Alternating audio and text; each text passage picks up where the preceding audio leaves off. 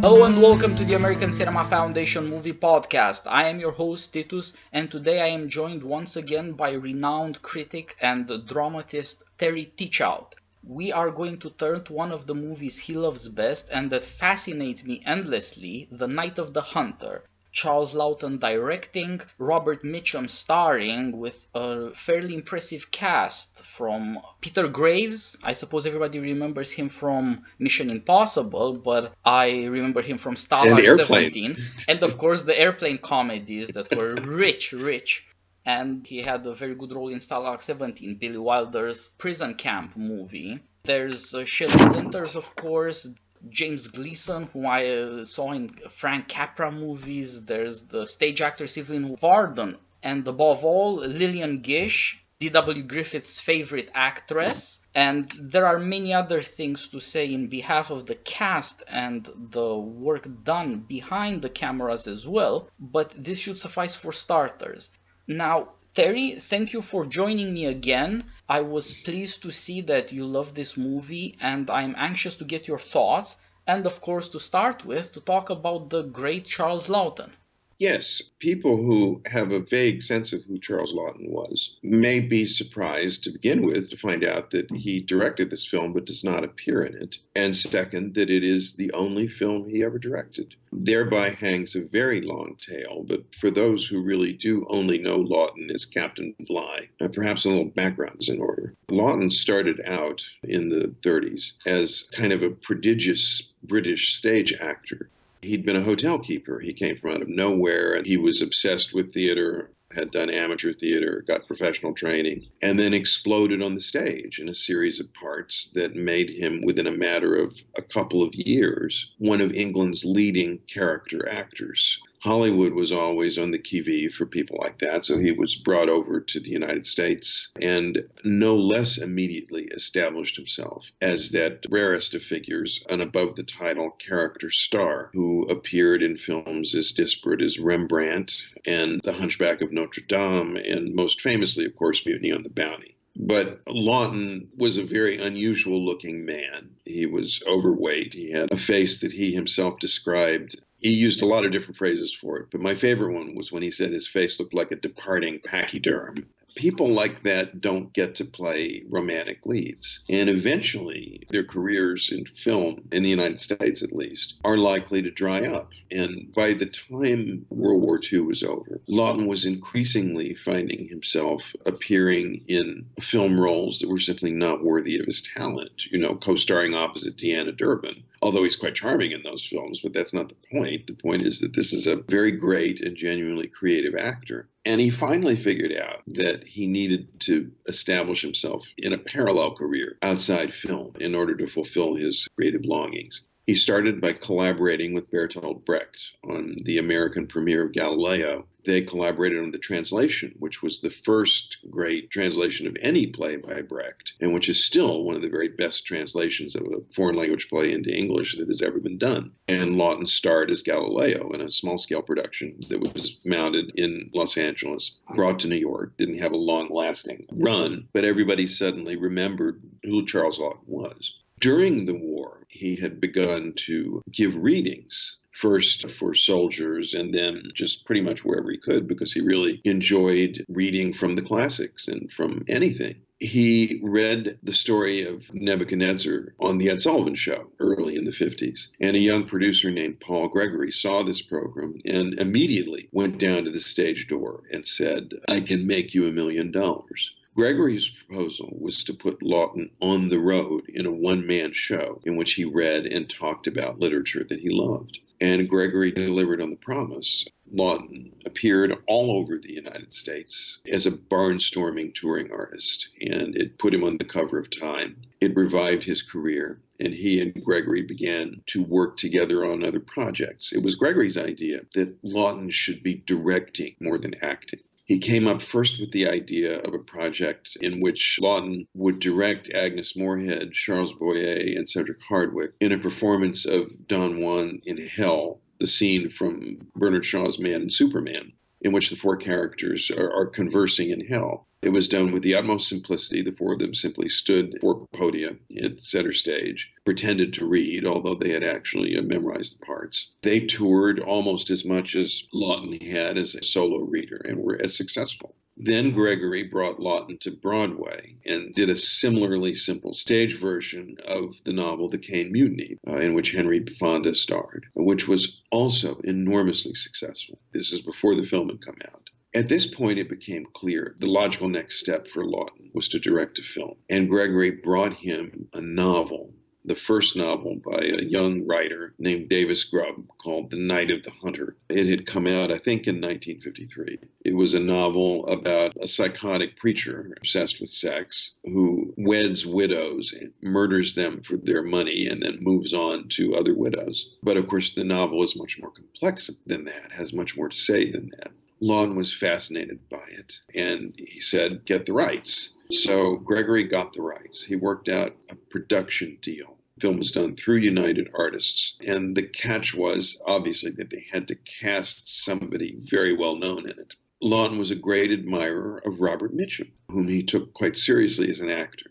So he approached Mitchum, told him what the film was about, told him he wanted to play the preacher. And Mitchum, who at that point was just seen as a kind of a sexy, tough guy, was thrilled, just as Laughton had been thrilled, at the idea of working on so unusual a piece of material and working with Laughton himself. With Mitchum's presence in the cast, they were able to get funding, and The Night of the Hunter went into production. And it's quite a remarkable production. One wouldn't have suspected that Laughton, primarily an actor and starting on the stage, would care so much about visual aspects and about matters of editing. How to get through scenes and sequences, playing out everything you can, getting everything you can out of shots of rivers, of the moonlight, of animals on the river shore.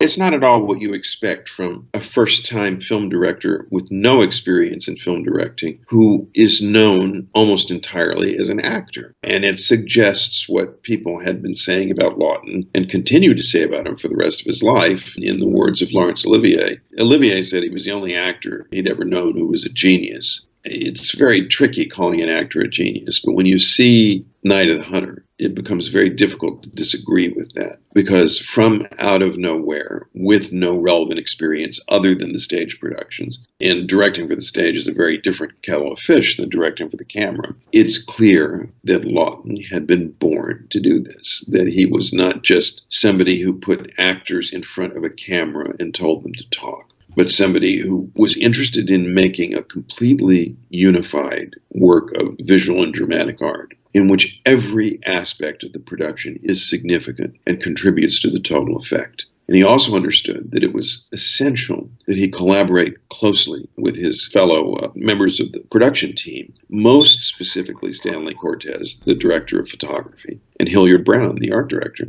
Still, after all these years, and I don't know how many times I've seen Night of the Hunter, most recently 2 nights ago when I was prepping for this podcast, I just cannot fathom how somebody who had never directed a film was able to create one so personal, with so much self-assurance, not just in handling of actors, but in every aspect of the production. It's a kind of miracle. Yeah. Stanley Cortez, who shot the movie, said in a startling piece of praise that he had only worked with 2 directors who understood light, what it means in a movie.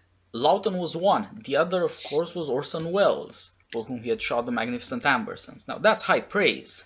That's the highest possible praise, and from a man who wasn't necessarily disposed to give praise. Cinematographers very often feel, not without reason, that their contribution to a film is being overlooked in favor of that of the director or the star. And Cortez unstintingly gave this praise. He made it clear that Laughton worked closely with him as a collaborator, but he also made it clear that the source of the creative direction of the film came from Laughton himself, and that essentially Cortez simply taught him how to use what Orson Welles called the box of toys. In other words, he helped him get the images out of Laughton's head and onto the screen. But the ideas were there in the first place. That's the miracle. And I know you've inquired into the history of the movie, which is unusually well told and well researched, and has led to insights and discoveries even in this century. 50 years after the movie was made, things have been discovered of great importance, and maybe we can move on to discussing the screenplay of James Agee. Yes, let's pause for a moment. As you and I have said in previous podcasts, very few films have been treated in the way that is necessary by historians in order to make reasonably definitive statements about who is responsible for what. Primary source research is not something that is normally conducted on Hollywood films, and yet it's absolutely essential if you're going to make a claim that Charles Laughton is the auteur of The Night of the Hunter. Then you've really got to know what that means. What relationship did he have with the entire production team? And most particularly, who wrote the script? Who was responsible for it? What role did he play in that? Laughton brought in James Agee to write the first draft of the script for Night of the Hunter. Agee was, of course, the most celebrated film critic of his time in the United States. He had written the screenplay for John Huston's The African Queen.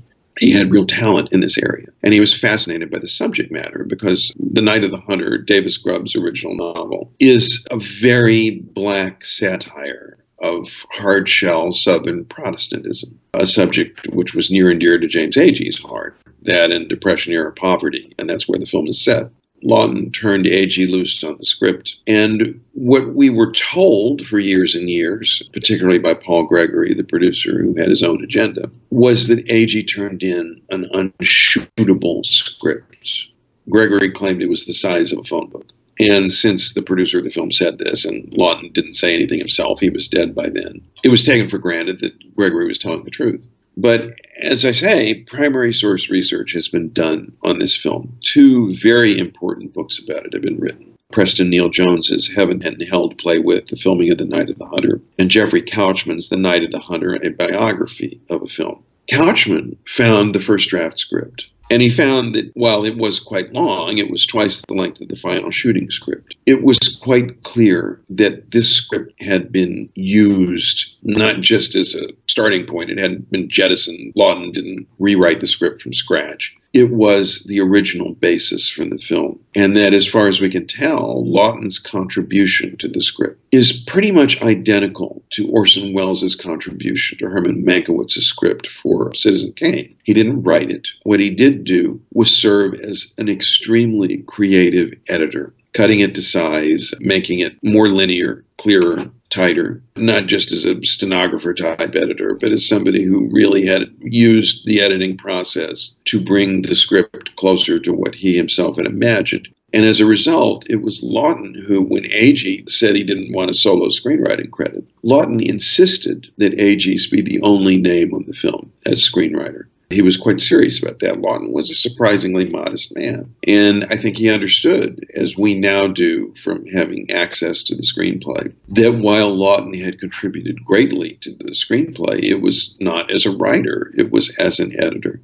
This is one of the first myths about Night of the Hunter that has been cleared up through primary source research. James Agee was in an advanced state of alcoholism when he worked on the screenplay, no question about it. But his contribution to it is highly significant, highly serious, and is in substantial part responsible for what gets seen and said in the film, of the utmost importance. Yeah.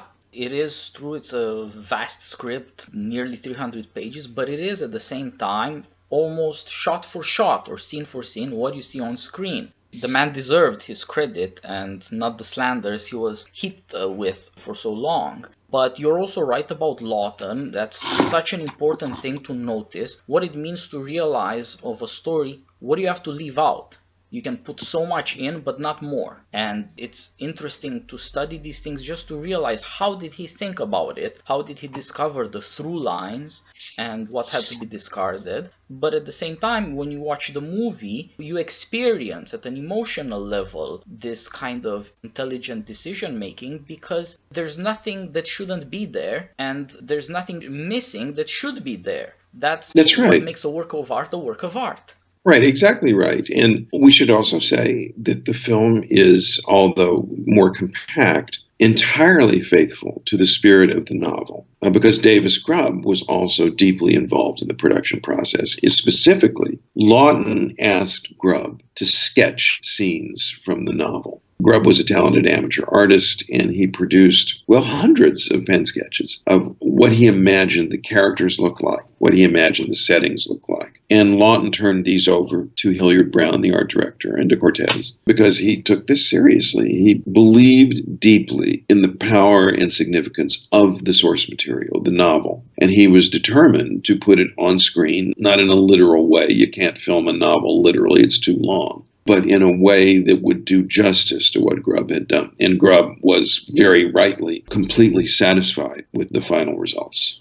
Yeah, that's a fascinating detail that I think everybody who's interested in movies should pay attention to for what it says. Here you have an author who didn't just put pen to paper, but also put pen to paper to draw stuff out because of the importance of a character's look, his expression, his gesture in a certain scene. That conveys so much, and it is the primary means of in-scene characterization. And a director who is modest enough and serious enough to ask for and use this kind of creative input from everybody he's working with. Remember that even though Charles Laughton at this point was not getting good roles in the movies, he was still one of the most famous character actors in the world. And his career had been jump-started to a fantastic degree by his stage work. As I mentioned earlier, he made the cover of Time magazine, which in the 40s and 50s was a very big deal. Laughton was as well known, really, as anybody in Hollywood. He didn't have to collaborate, but he not only said he wanted to collaborate, but he followed through and impressed everybody who worked with him, including some very hard nuts, starting with Robert Mitchum, as a man of phenomenal gifts, but also a man who understood that the essence of the creative act of drama is collaboration. He knew it, he meant it, he did it. Yeah, as we've had occasion to talk about before, greatness in an artist is often, but especially in the case of the movies, tied up with recognizing touches of greatness in other artists, respecting that and allowing it to thrive, and in certain ways rewarding it. The director Laughton and the producer Paul Gregory offered a small but really morally important stake in the movie's proceeds, a 1% cut, to various of the important men behind the camera. That's right. Nobody does that. Nobody does that. They do in the theater, and that, of course, is where Laughton's background comes from. But to have done that with a film where the bottom line is considered the ultimate measure of success, that just says everything about what it meant. And we talk about bringing the best out of people. Let's talk about Robert Mitchum. Robert Mitchum was a very great screen actor when he wanted to be. But he was cynical about the business with good reason. He had been used in cynical ways by many directors, though by no means all. And he had very rarely been challenged to the limits of his ability by the films he had made up to the point when The Night of the Hunter went into production. Laughton, who knew talent when he saw it, believed deeply that Mitchum was a serious artist. In fact, after the film was made, he said, Bob could have done anything. He could be King Lear if he wanted. And Laughton didn't say things like that unless he meant them. And Mitchum, who, as I say, was a very hard nut and could be extraordinarily difficult to deal with if he didn't take you seriously, brought his very best game to this film, encouraged by Mitchum, encouraged by Laughton. He gives a performance that is, although recognizably related to his other screen work, is unique in its extreme, I would say, operatic quality. He presents this preacher as being a figure much, much larger than life, a man of colossal, perverted vitality. And the perversion ties directly into the theme of the film. The underlying theme of The Night of the Hunter is that the natural world is that to which we must aspire, and that human sexuality is as natural as any other part of this world, and that when it is thwarted, as it was thwarted in The Preacher, by his determination to remain celibate and his hatred of sexually self-assured women whom he kills. He uses a switchblade on them. Everything goes wrong when you refuse to accept the natural world in this particular aspect. Well, Laughton obviously was drawn to this theme because he was himself a deeply closeted and frustrated homosexual. Mitchum is fascinated by it because he's a guy who wants to live his life exactly the way he wants and who likes women. The two of them bonded on this film to bring out this theme with astonishing clarity. There is just no question in your mind as you watch this film. You know that The Night of the Hunter is one of those films where every gesture is significant, every symbol is important, but the symbolism is extremely clear. You're never in any doubt about what is being said. It's not blunt, it's not overly obvious, but you know where you stand and you know what the film is about. And in this film, Robert Mitchum is very clearly a symbol of thwarted sexuality and the terrible damage that it can do to a personality.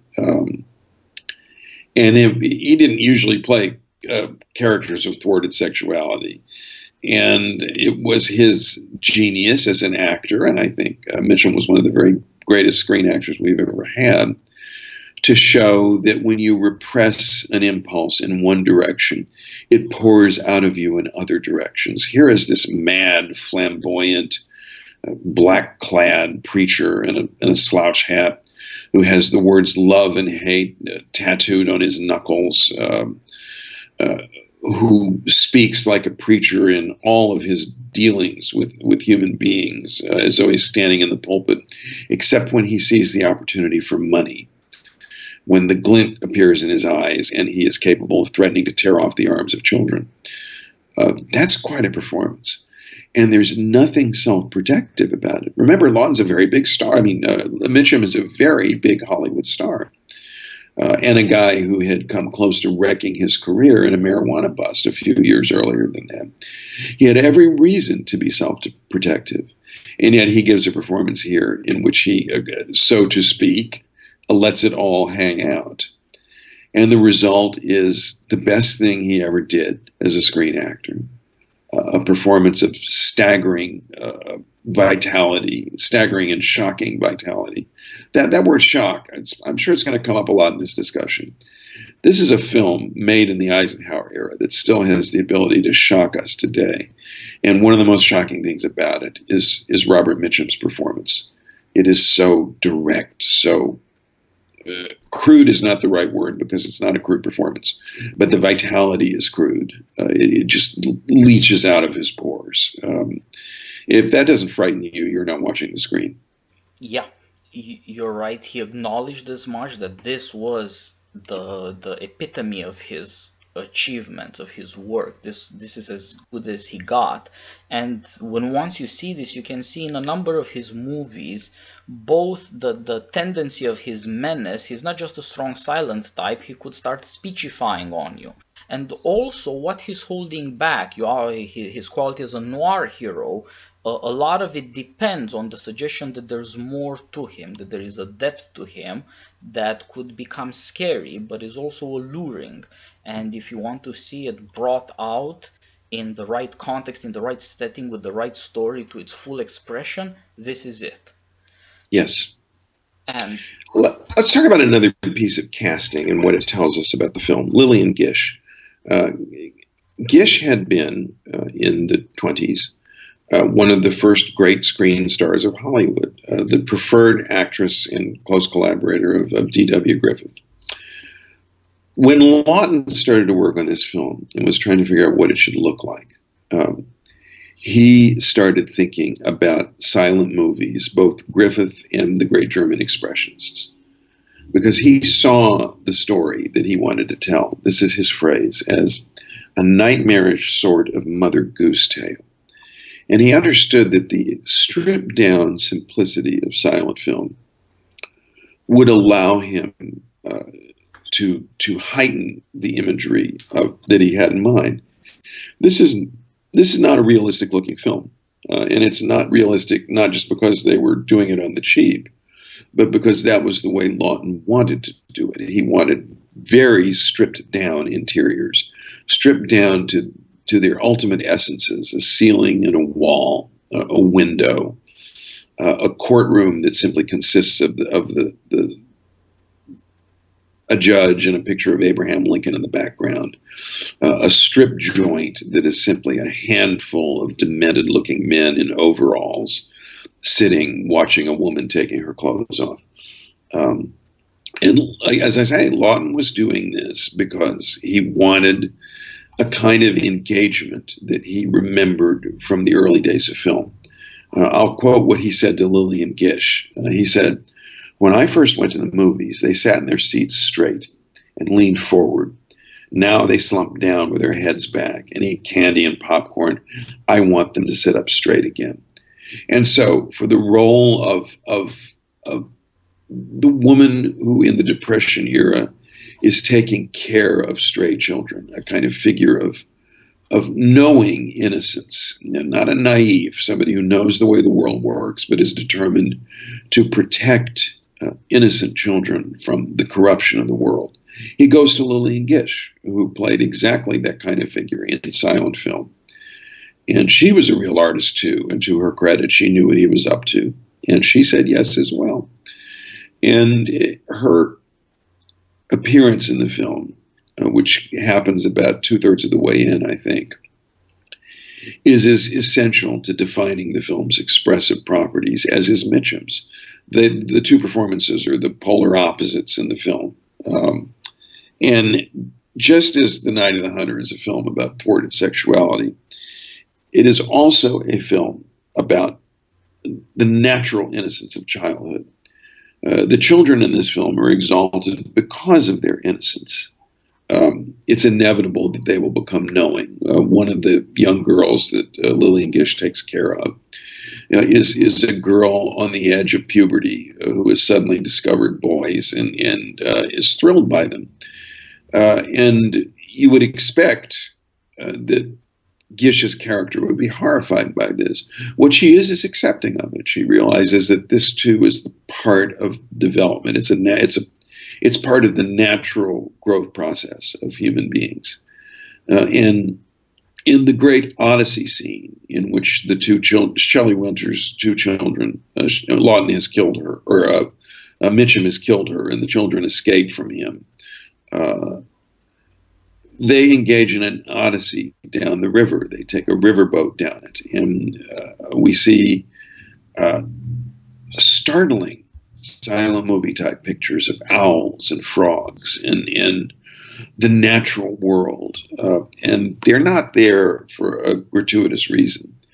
They are there to remind us of the world of innocence that these children inhabit. They suggest an almost pantheistic view of nature, which is juxtaposed with the perverted view of Mitchum's preacher character. Again, as I say, this is a film in which everything you see is intended. There are no accidents in it. Everything is telling you something. And amazingly, for a highly symbolic film, it doesn't feel heavy. It doesn't feel cluttered. And as a result, every time you see it, you see something new in it. Every time. When I screened it a couple of days ago, this film uses a number of establishing helicopter shots of the prison to which Laughton has been sent, of the river itself. And it suddenly hit me. What we are seeing is a God's eye view of the world of men and nature. But it is a God who is detached, who simply sees, but does not take action. And I never thought of that. And as I say, I've been watching this film for 20 years. That is surely the mark of a truly rich masterpiece. That you strip away new layers of complexity, as you do when you see Vertigo every time you see it. It is always new. It is self-renewing.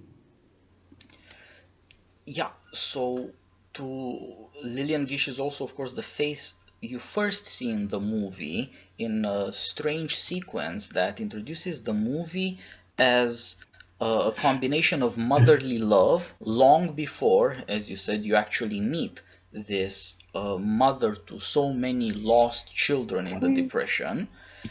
And it is also a biblical warning. You are told to beware of false prophets, and you are told that by their fruits you shall know them.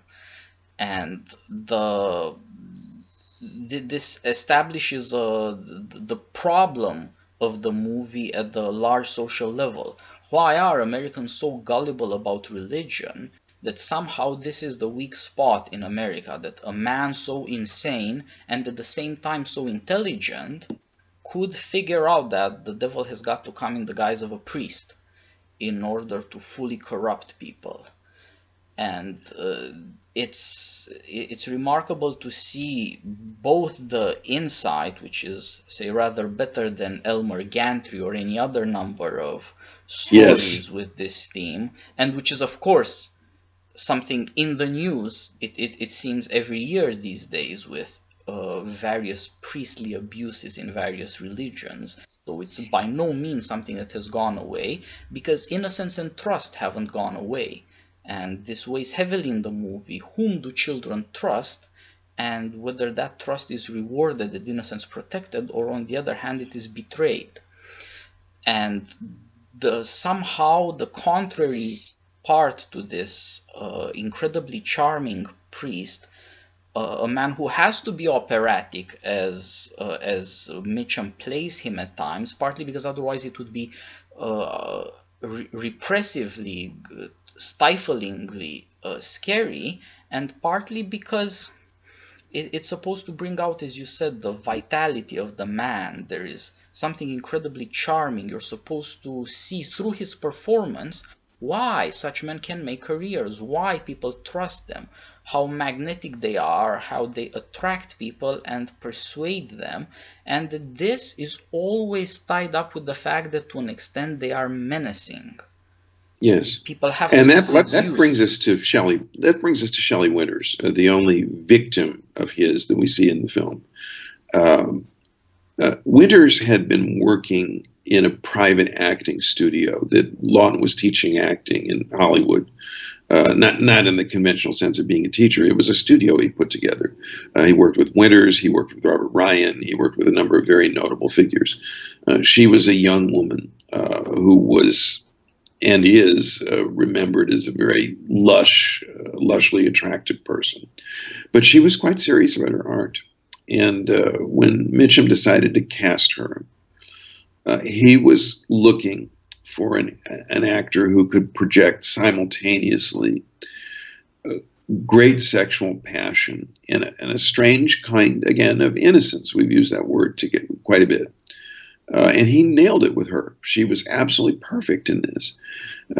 You believe in her as a Southern girl, a widow woman, as we say down south, who is still very much subject to fleshly desire. She sees this fantastically charming and sexy preacher come along. She has 2 children. They need a father.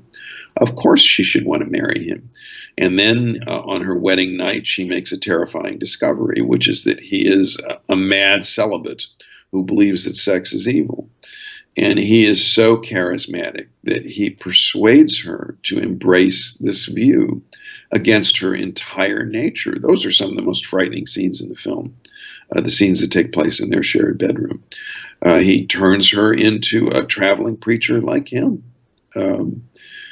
And you know, we kind of think of Shelley Winters as a sort of joke, partly now, partly because of the other roles she played, partly because of her own very funny reminiscences of her life as a woman who slept with a lot of men. She was very straightforward about that. But once again, you cannot watch this film without realizing that there is great talent at work here. And Laughton, having worked with her closely, knew what she was capable of, got the best out of her. And Mitchum, although he didn't like Shelley Winters and said really disagreeable things with her, about her after the film was over, maybe in part because of that, his performance clearly suggests simultaneously attraction and repulsion. a very, very powerful dichotomy to show on the screen. Yeah, it's so well done that if you don't know Shelley Winters, you won't know how strange it is. But if you have seen her in other places, you will hardly recognize her. And the startling stuff starts only after you recognize her. She said rightly about her part that this was the one time she did what she was supposed to do, to bring out the role without any concern for her career, for her identity as a star, for her ability to cash in somehow on fame, just to try to get the story right and to tell it truly on Yes. camera. And she was, of course, right. It's again, with her, you see that there's a lot of natural power in her, and at the same time that it's not working out.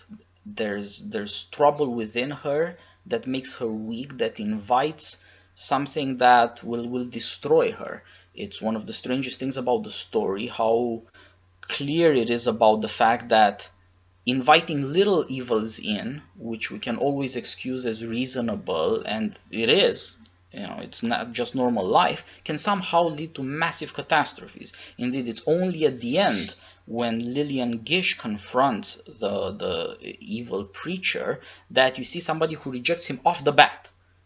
She doesn't give him a finger, she doesn't give him a chance, she immediately confronts him and pulls a shotgun on him. And there you see one of the harsh lessons, and you begin to appreciate how the other characters before that had opened themselves up to something that they never should have. And it's hard to figure out exactly what that is.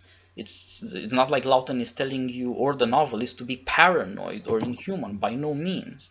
But they're incredibly, acutely aware of how charm opens us up to evil in a way that we do not want to address, because we ourselves don't quite grasp our natures and what is conducive to happiness and what is conducive to destruction.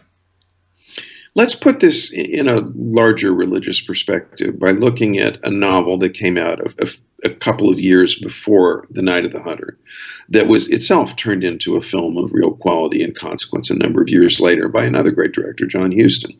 That is Flannery O'Connor's Wise Blood, a novel that was, I think it fair to say, completely misunderstood at the time of its publication.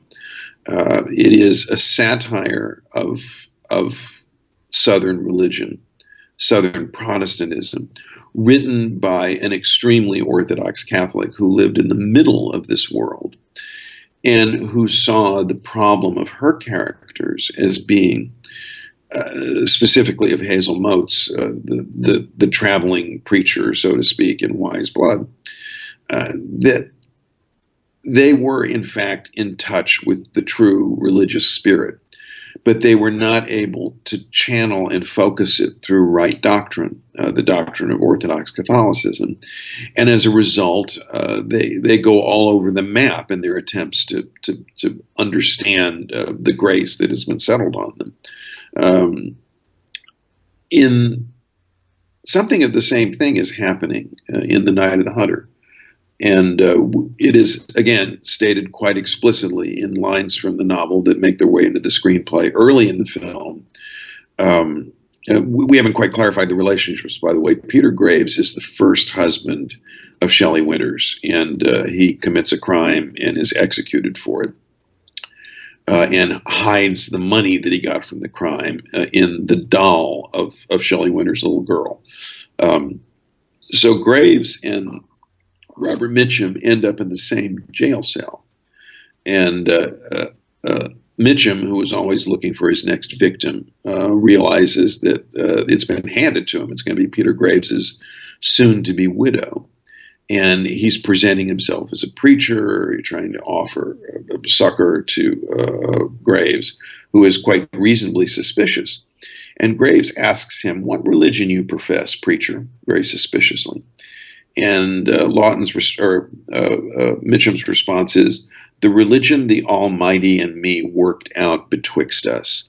you could not have a better definition of Southern Protestantism, enthusiastic religion. And the film, in one way, it can be interpreted as a film that illustrates what happens when you try to work out your own religion betwixt you and God. You may come up with something that's pretty decent, or you may end up becoming a psychotic murderer. It's very dangerous. I'm not aware that Davis Grubb was influenced by Wise Blood. It would be perfectly logical for him not to have been, since the novel was not well received when it came out. But it is striking how the two books cover the same ground. And when John Huston, many years later, decided to film Wise Blood, although he was not himself a religious man, he was alert to this aspect of the book. And somewhat against his own will, as he admitted afterwards, he found himself making a movie that was quite faithful to the spirit of what O'Connor was trying to say.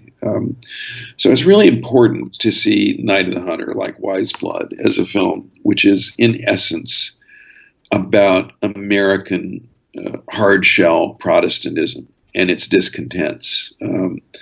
That is one of its important aspects. And it is, as we have said here, it's a warning. It's couched as a warning from the very first shots of the film. Lillian Gish tells us so. We are to be aware of and wary of false prophets. Yes, and it's remarkable, just like with Flannery O'Connor's stories, how mundane, how everyday the events are, and how astutely the story brings out the fundamental human conflicts in an everyday life, in everyday occurrences.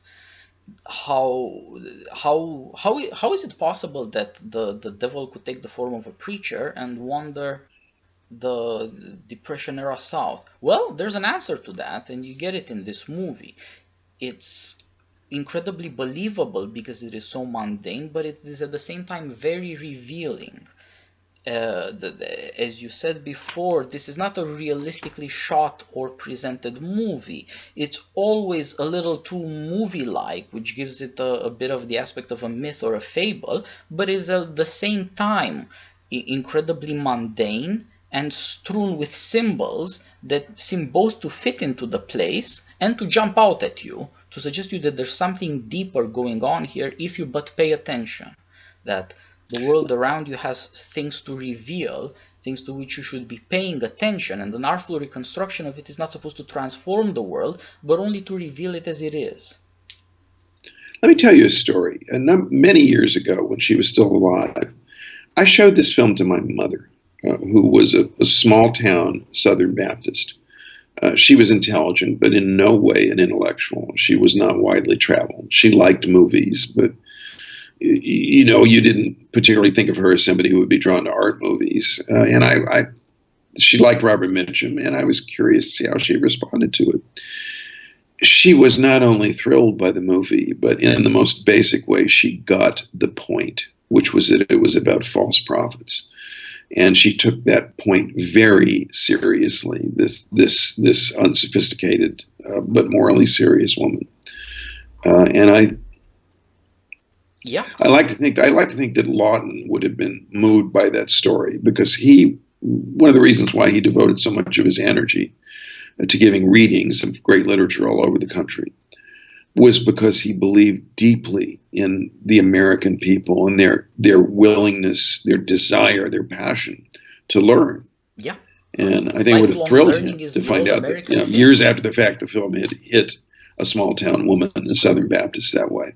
And it's true to the entire construction of the story. It is about moral seriousness, and that you need that in order to be able to look at the world around you and to understand it for what it is.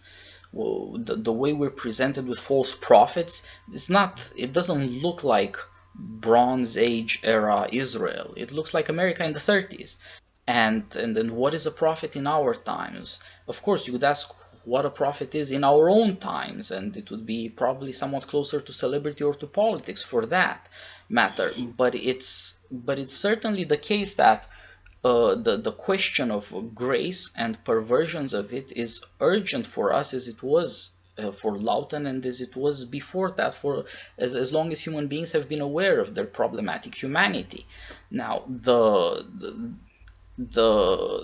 way to think about it, I think, for Americans is tied up very much with what you were saying about fixing a religion betwixt you and God. That is to say, how wildly misguided we are when we talk about charisma and charismatic men. Mostly, it is said of men who are not at all graced and who are not coming with God's grace or with any love for fellow men. It is somehow we don't dare say that these people are rather on the demonic side, not on the charismatic side. There is demonic. That's a really important word to use in connection with Mitchum's performance and the film as a whole. Yep. Satanic, I would go so far as to say. Yes, and of course, when Laughton told him about what he wanted out of the performance, he plainly put it to him, this guy, this character you're playing, is a diabolical shit. And yes, that was the exact phrase that he used. And yes. Of course, Mitchum answered, "Present." Yep, he knew his material. Let's move in a very different direction. I always love to talk about film scores, and this is an unusual one because Walter Schumann, who wrote the score, this was the last important thing he did. He died young. Is not well remembered. The only thing that he's really remembered for now is he wrote the music for Dragnet, the radio and TV series of Jack Webb's. But he had worked on Broadway with Laughton. One of Laughton's pre-Night of the Hunter projects was a staged version of Stephen Vincent Benet's epic poem, John Brown's Body. And he commissioned Walter Schumann to write a score for an a cappella choir that was used as a background for the film. And he was enormously impressed by Schumann's gifts. And Schumann was his only choice for scoring the film. And this is really a remarkable film score, really extraordinary. It weaves together the hymns that the mad preacher likes to sing, especially Leaning on the Everlasting Arms,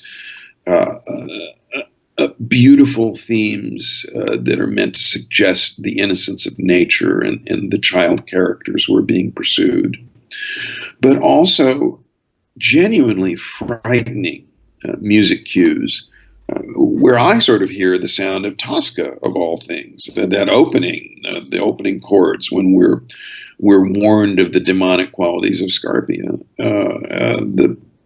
If Schumann had lived, I think he would have become quite an important film composer, and this film shows it. You want a powerful score for a powerful film like this, but it was Laughton's genius to want a score that got right out there. This is not a background score. These music cues really grab you around the throat, especially the violent and shocking ones. And yet it's not a horror movie score either. The most terrifying shot in the film is one in which we see Shelley Winter's corpse at the bottom of a river. She's in a car. Her throat has been slit. Her hair is weaving like seaweed. And a lesser composer would have given us shock music here. What Walter Schumann gave us instead is a variation on the exquisite nature music. It's a peaceful, tranquil musical cue, but it's transformed a little to show the strangeness, the bizarre quality of the scene. Again, this is something for which you need to have been in the room when he and Laughton were discussing it, but wherever the impetus for this came, it's one of the very best uses I can think of film music to add an extra layer of meaning and dramatic intensity to a scene. And this is a film that needs that. It would have worked with a lesser score, I think, but it's because it has the high quality of the score puts that last layer of excellence and symbolic clarity onto the storytelling. And again, here's further proof that Laughton understood that every aspect of the filmmaking process contributes to its total effect, and he was determined to get the effect that he wanted, and he got it. Yes, this happens to be the answer to a question we don't ask as often as we should. What could you add to Flannery O'Connor if you were to put it on screen? Music is the obvious answer, but it is so hard to do. As you pointed out, the principal difficulty is that whereas hymns make sense in the setting, movie music doesn't. And yet it sweeps you up and you follow along with it. It doesn't even exactly instruct you. What it does is move you along in a way that feels completely natural, although you know for a fact, if you think about it, that it doesn't belong there. That's a rare artistic achievement, but that is what is required of movies as works of art. And take one example, the scene you mentioned, you're not supposed to be screaming there, you're supposed to be paralyzed. Yes. You're supposed to feel hopelessness, powerlessness, to experience the sadness that comes with realizing that this evil has been done and this woman has been destroyed, who was so innocuous, so harmless herself. And take another example, as you pointed out, Robert Mitchum keeps singing, leaning. Now, at the end, in one of the other shocking scenes in the movies, he's stalking Lillian Gish and the children, and he sings, and you get the sense again and again in the movie how terrifying this man is because of this calm song. And she sings along with him, which seems shocking. Yes. They harmonize, but at the same time she adds something from the original hymn that he always leaves out, which is Jesus. She says, leaning on Jesus. And I never noticed this up until I watched it with my wife last night, and she picked all sorts of these things out that it had never occurred to me before, but they're obvious, although you don't quite notice them, and they're so important as choices and as what they do to reveal the themes and to work through the symbols that the movie so adroitly puts together. Let me give you a contrasting example and a highly relevant one, the score of John Huston's film Wise Blood. It was written by Alex North, who's a wonderful film composer, but somebody who I think quite clearly had no sense of what Southern rural life was like. So he writes a score that makes Hollywoodish use of Southern hymnody, and it's slick. And it adds a layer of TV-like slickness to a film that doesn't have it. And it doesn't wreck the film. Wise Blood is really quite a remarkable screen adaptation of O'Connor's work. But it really distances you from what's happening on the screen in a way that it shouldn't. That's something that never happens with Schumann's score for Night of the Hunter. And with the use of music, not just on the soundtrack, but diegetically. I mean, the fact that Robert Mitchum was actually quite a good singer, a semi-professional singer.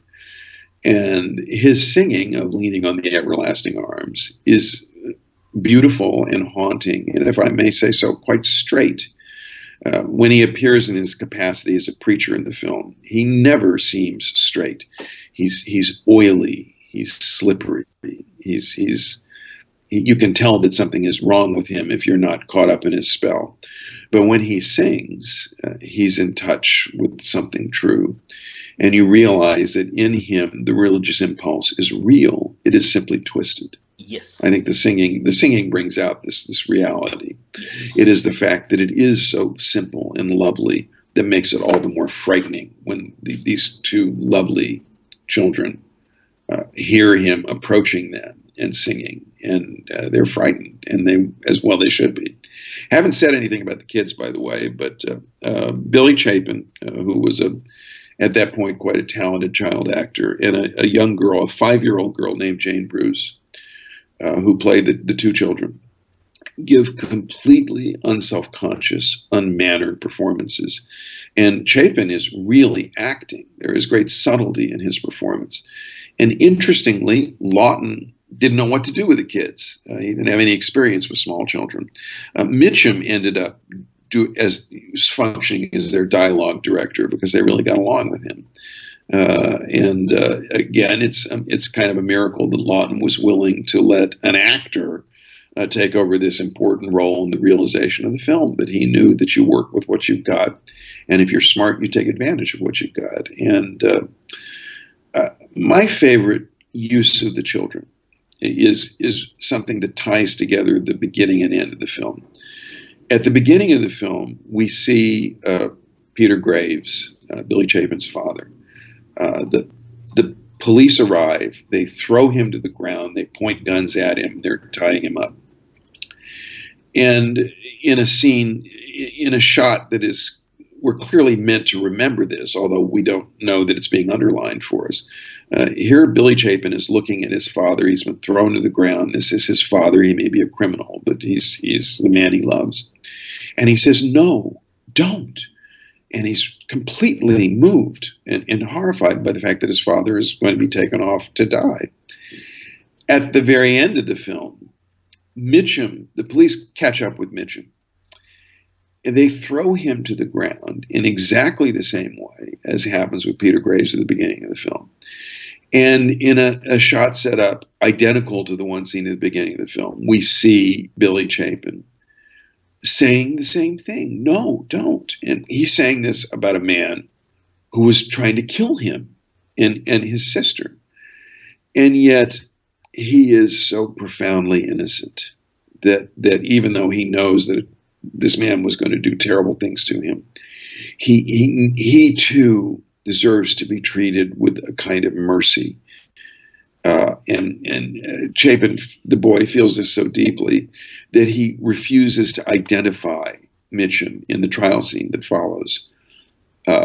That's a wonderful screen gesture. It's very moving, but it's also a child performance where something quite sophisticated has happened.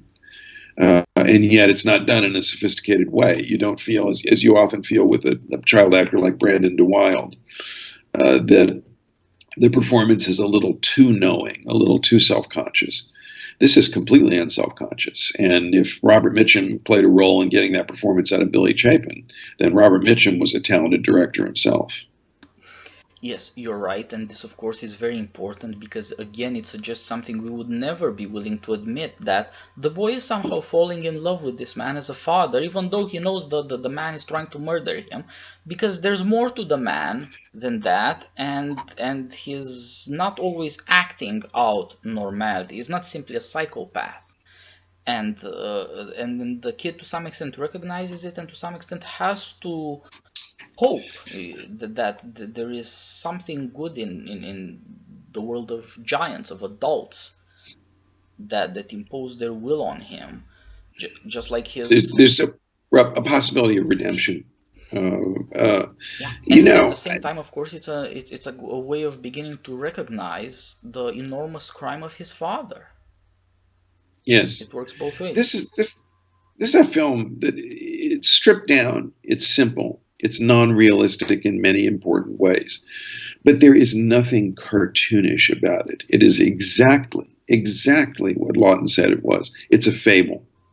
And it's a fable, as he said, quite specifically told from the point of view of the children, through the eyes of the innocent children on whose world, as you say, giants are intruding, giants whose values are not to be trusted until we reach the end of the film and meet Lillian Gish, a figure of profound goodness, not naive innocence, but knowing goodness. And all of this is coming through the eyes of the kids. And those two children give performances that, again, could easily have sunk the film had there been any trace of self-consciousness about it. But they seem completely real. They seem like children. Yes. Always the key to good child acting. And that's it's strange to have something so hard to do and at the same time so essential to the movie, not just because half of the second act is simply them on the run on the river in a very American Mark Twain, Huck Finn sort of montage, so you can't do without them. The Laughton hung his project on this, even though it was the thing he knew least about. So it's quite a risk to take. And at the same time, it serves to further something that we've noticed in both Vertigo and then in Laura, what I like to call the dialectics of innocence and respectability. Violence always comes in the guise of respectability. Our unwillingness to recognize violence hiding behind respectability is the way we betray innocence. It's not because we're evil monsters doing horrifying things. Most of us are not, but most of us do turn our heads now and then in ways we know we shouldn't. And the symmetrical opposite, actually, to the boy's refusal to incriminate this murderer is the woman who pushed the preacher onto her mother and who pushed the children into his arms, who identifies the children as his would-be victims for a baying mob that's trying to lynch them. And of course, this again suggests something serious, that people turn into a lynch mob to destroy this man out of a sense of shame because they were taken in. They wanted to believe him an angel, and they want to treat him like a beast now, because they weren't circumspect when they should have, and they feel very ashamed of themselves now. And this woman has no compunction about identifying these two kids who've been through a horror to expose them to the tender attentions of a lynch mob, from which Lillian Gish takes them away in one of a few scenes where she, like a duck with the ducklings, has them walk in tow behind her in a combination of authority and tender care and protection that's typical of her role in the movie and her performance. And it's impressive. It also comes as a relief, of course. This is a 90-minute movie that often feels like a 2-hour movie because of the suspense. There's never 20 seconds of boredom, but the suspense elongates it in ways that you don't quite realize until you have few moments, like a scene where the kids think they're safe. They're sleeping, again, a rural hobo idyll in a barn, in the upper story of a barn with a view of the moon. And then the devil comes, and the boy asks, does he never rest? No, the devil never rests. No, he never rests. You know, I think we made quite clear in this discussion that this is a film of the highest possible seriousness. Laughton brought everything he had to it. And yet, he, very innocently, had no idea that it was not going to go over. He thought, how can people not be drawn to a movie like this with an actor like Robert Mitchum in it? Paul Gregory saw the rough assemblage of the film, and he knew that Laughton was deeply vested in it, and that he was a very touchy and temperamental man, and he had trouble breaking it to him. And he said, Charlie, you know, it's an art picture. We're going to get great reviews, but it is not going to go over with the public. And Laughton said, and I can just imagine him saying it, oh my God, why? He had no idea what he'd done. And Gregory, who very much had his finger on the pulse of the public, was absolutely right, except it didn't even get good reviews. The film completely befuddled film critics who in the 50s were not very sophisticated at all. It did not succeed at the box office at all. And its failure left a permanent mark on Laughton's psyche. He had imagined himself as a film director. He'd gotten in the toy box, as Orson Welles said, and he had a grand time. And he'd created a masterpiece first time out of the box, and the public would not accept it. He was set to direct a film after this. Paul Gregory had actually bought the rights to Norman Mailer's The Naked and the Dead. And they indeed, Laughton and Mailer, spent time working on the screenplay. But in the end, Laughton was so devastated by the failure of The Night of the Hunter that he never again tried to direct another film. He gave up on The Naked and the Dead. It ended up in the hands of, who was it, Raoul Walsh, somebody who had no notion of what the novel was about. It was a terrible flop. And Laughton returned to the stage, which was by then his home. And he did a couple of good screen roles after that, of course, Spartacus and his very last film, Advise and Consent.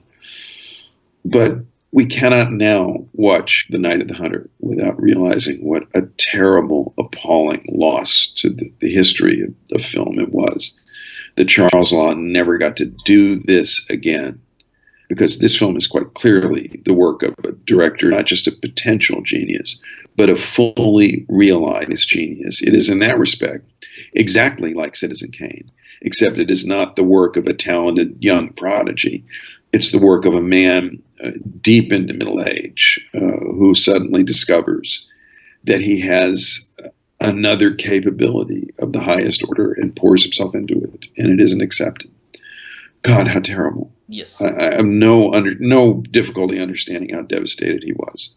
It's a somewhat sad note to end on, but it is the part of moral seriousness to realize, as you said, that there is in artists a certain degree of innocence. They have to believe that they're doing a public good, that they're telling people a truth that is important for our lives, and that nevertheless they will be rejected. That it's so strange and so fitting at the same time that a movie warning us about false prophets should be rejected. And of course, the good news is for us that the film has survived, that starting, I think, in the 70s was when attitudes began to change about it. It came increasingly to be recognized not as a one-off, as an interesting failure, but as a major work of art. And now, today, in the 21st century, I don't know a film critic who doesn't list The Night of the Hunter very high on the list of important American films. And although Laughton was British, he completely identified with the United States, lived most of his life here, was devoted to the country, and made a film that is profoundly American in its subject matter. And now, long after his death, long after the deaths of everybody involved with the film, we recognize it as the masterpiece that it is, and it's still here for us. So there is that much of a happy ending. Yes, exactly. In the strange, complicated story of The Night of the Hunter. And people, go see it or watch it again. Hopefully this conversation will help you discover yet more of what there is waiting there. As I keep saying, we have treasures we have merely but to inherit if we choose to. I was tweeting about how we were going to have this discussion, and somebody wrote back to me and said he was a great Charles Laughton fan, and he knew that Laughton had directed Night of the Hunter, but he knew nothing about Laughton's stage career as a director and how it had led up to the film. There are all sorts of people out there who I think still think of Charles Laughton as Captain Bligh. And he was so much more than that. And he's somebody I've written about a lot in the Wall Street Journal. And he is also, we should mention one more book. He is the subject of what, in my opinion, is the greatest theatrical biography ever written, Simon Callow's Charles Laughton, A Difficult Actor, in which he, among many other things, tells the story of how this film came to pass. And after you've seen Night of the Hunter again, listeners, I urge you to seek out Callow's book. It will introduce you to one of the most fascinating and in a way, inspiring lives that theater has to offer. Not a happy life, not a well-adjusted life, but the moving story of a man who realized his talent against great odds.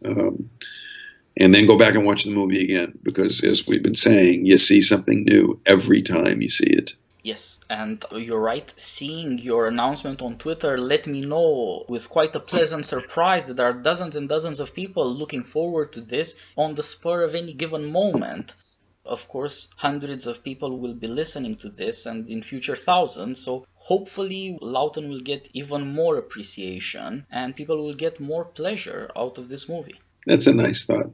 Thank you for joining me again, and let's find yet another masterpiece and talk about it next time. I think we can come up with something. I'm not too terribly worried about that. We should choose one of the quintessential film noir masterpieces for our next get-together. I'll tell you a movie I love that we ought to talk about, Nicholas Ray's On Dangerous Ground. All right, then we will make that our next conversation. I think we can have some fun with that one. Yes, thanks for joining me again, and I'll talk to you again soon. Bye-bye. My pleasure.